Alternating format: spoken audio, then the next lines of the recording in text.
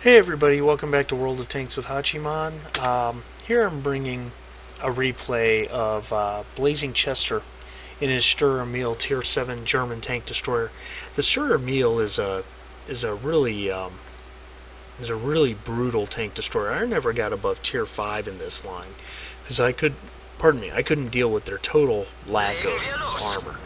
But this tank had, of course, it leads to the Waffenträger. And at tier 8, 9, 10. This thing's got a huge gun. I think its overall average alpha damage is 450. Don't quote me on that. He's on highway.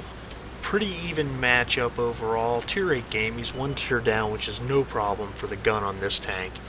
And he's moving into where the TDs generally tend to set up, overlooking the field and to some extent the middle. Yeah, 49% chance to win according to XVM. With no chance to hit anything where he was, he now moves up. By the way, I'm running most of this battle on ×2 replay speed because, frankly, it's a little slow-paced at times, and it does run the distance. 2 of the 3 enemy Chaffies have already gone down, and the enemy Walker Bulldog has just killed the friendly Chaffee. So your 7 light tanks in the game. 3 of them are already dead. And he no longer has a spot on anything over there. So he decides to move up slightly towards the barn, and he picks up the T-25AT. This is a very nice shot right here at a good 400 or 500 meters for 523 damage. And he starts to change position, but then the KV-5 gets picked up. Nice hit on the most heavily armored Tier 8 heavy tank in the game. And then the other enemy Chaffee just suddenly pops up. Now this is bad. This is very bad. Oh, no, it's not that bad after all. I don't think the Chaffee was aware of him until the last minute. He's getting hit by the Walker Bulldog. He needs to get under some cover quickly, and he manages to without much trouble. A Chaffee at point-blank range against this tank, with its 3-inch gun, its maneuverability, I'll take the Chaffee all day. It's a question of whether or not the Chaffee can get those 7-8 hits it needs to kill the Sturer Emil. Anyway, he's centering back on the KV-5. He's got the rear part of the KV-5 just barely sticking out. That shot skates off the top of the rear of the KV-5. That's a hard shot to make effective. KV-5 has turned around. He fires again, this time tracking.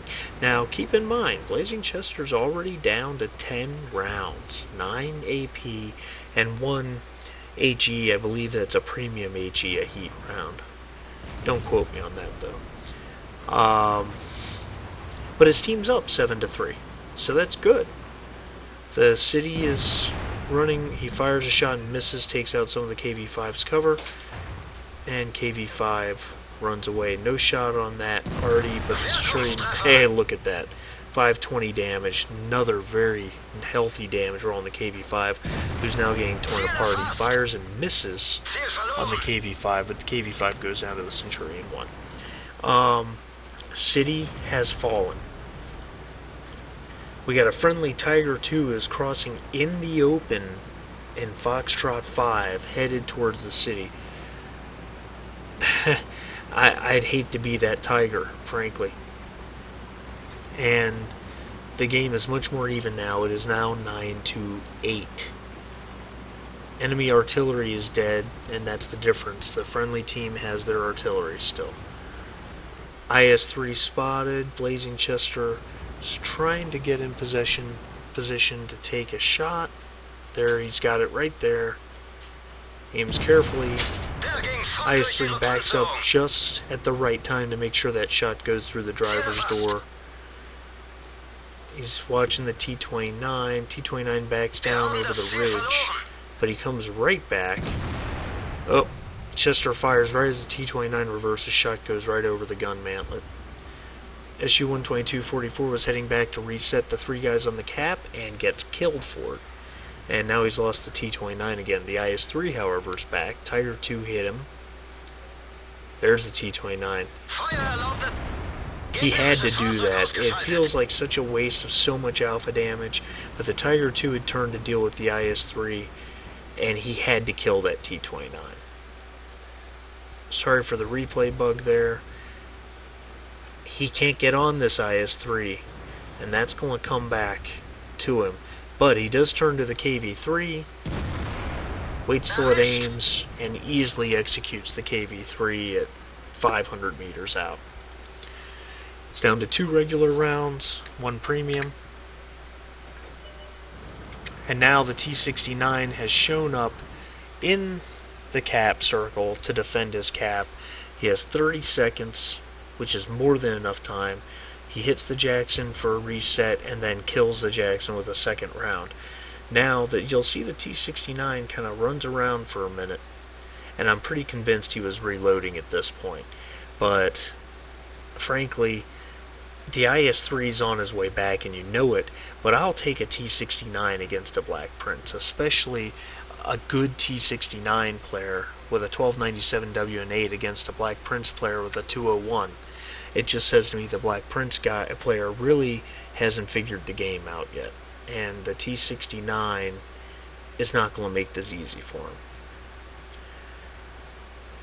He gets hit by Artie, but now the T-69 is reloaded, hits the Black Prince once, twice, and a third time. That big hit of 373 came from, you guessed it, the IS-3, who showed up just in time to make sure. BlazingChester takes a shot at that IS-3, low percentage shot, but you know what? I don't blame him for taking that shot whatsoever. The only problem is now he only has 2 rounds left, and he cannot kill both enemy tanks. He just can't do it. Artie is going to have to weigh in and do some of this damage. And now comes the waiting game, the waiting for paint to dry game. Because you've got an Artie and a TD against a heavy and a medium. It's up to the heavy and the medium to be the aggressors.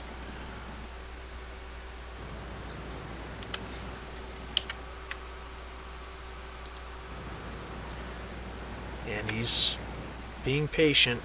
The Artie's making his way. There's the T-69. That's not an easy shot to make. He fires. Did he hit? Huh. There's the IS-3. He's only got 1 shell left. He's only got 1 shell left. That's such a low percent shot. Does he dare take it? He does, and he gets the kill. T-69's at 66, so that shell did hit the T-69. Unfortunately, the T-69 still has 60-some hit points left. His Artie is dead, and BlazingChester has no shells left. So, yeah, fantastic performance. 2,774 damage, a lot of it to Tier 8 tanks, 995 and 553 to Tier 8 tanks, and some excellent kills on Tier 7s, a very important kill on a Chaffee. But the fact of the matter is, sometimes it's just not enough. And BlazingChester's going to do the only thing he can do, which is go for the cap. And it is the only thing he can do. He has no other choice.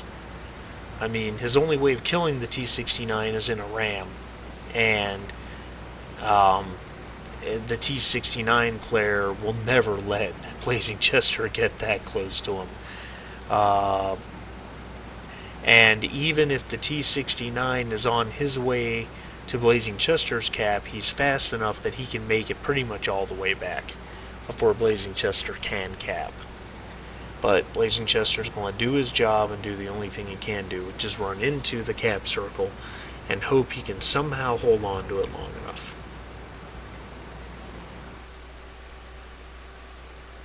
So he sits and he caps. It says 40 seconds. That's not accurate. I've got the replay on ×2, so it's going faster. because like I said, this does go the distance, but unfortunately I'm out of time, and you know what's going